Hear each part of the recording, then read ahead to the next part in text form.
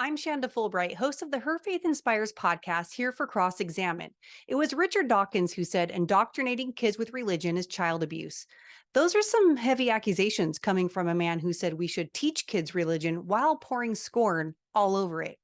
I don't want to point out the obvious, but I'm going to anyway. Isn't that indoctrination?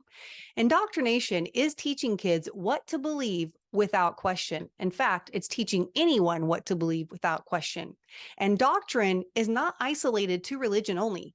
Per a simple Oxford dictionary, it's a set of beliefs and ideas held by a church, political party, and many other groups, even atheists. So according to this definition, even Dawkins holds to certain doctrines. What Dawkins and others fail to acknowledge is that no one is neutral. When he says people should teach kids about religion while pouring scorn all over it, he is saying we should indoctrinate them against religion. Is that child abuse? To teach them there is no God, which means there is no moral objective standard, which means there is no meaning or purpose to life? Everyone has an opinion about religion. We all believe God exists or that he doesn't. We're either with Jesus or we're against him. Why do we have opinions on these issues? Because we all believe doctrines that are woven into the very fabric of our worldview. And each time we teach those doctrines to others, we will be accused by the opposing view of indoctrinating them. So how do you make sure you're not being indoctrinated? And how do you make sure you're not indoctrinating others? We advocate for education, not indoctrination. Here are 3 things to consider. When you are indoctrinated, you, 1, believe something for reasons other than the evidence. In fact, when someone arrives at a belief, they have arrived at that belief for one of 4 reasons.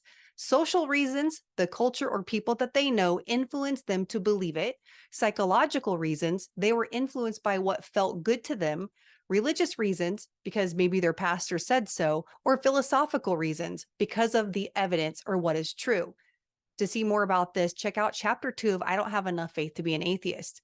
When you indoctrinate someone, you are telling them what to think, not teaching them how to think. That means they will believe based upon one of the first 3 categories I mentioned, rather than for the reasons that align to what's true. I always ask my students why they believe what they do. If they can provide good reasons and evidence, they are being educated, not indoctrinated. 2, when you are being indoctrinated, you don't analyze the doctrines of the opposing view. When Dawkins said to teach kids about religion, that some believe this or some believe that, but pour scorn all over it, he's portraying the information in a biased manner.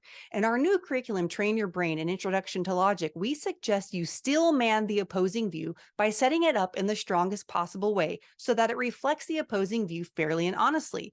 For example, if we are presenting Christianity and atheism to students, why not portray atheism as honestly as possible with the evidence atheists use to disprove God? When we do this honestly, we don't lead by saying you should pour scorn all over the opposing side.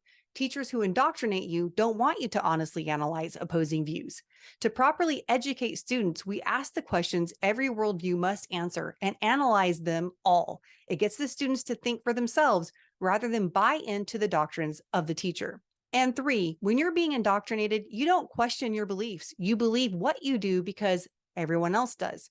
The majority is not the authority. This is a fallacy in logic called the appeal to the people. Social media is a breeding ground for echo chambers, and if you never get out of the echo chamber, you're never challenged to evaluate what you believe. And evaluation helps you understand why you have arrived at that belief. Social media makes it easy to associate likes and shares to what is true without questioning it, and indoctrination is accepting beliefs without question. We suggest educating students by presenting questions that make them think through what they believe.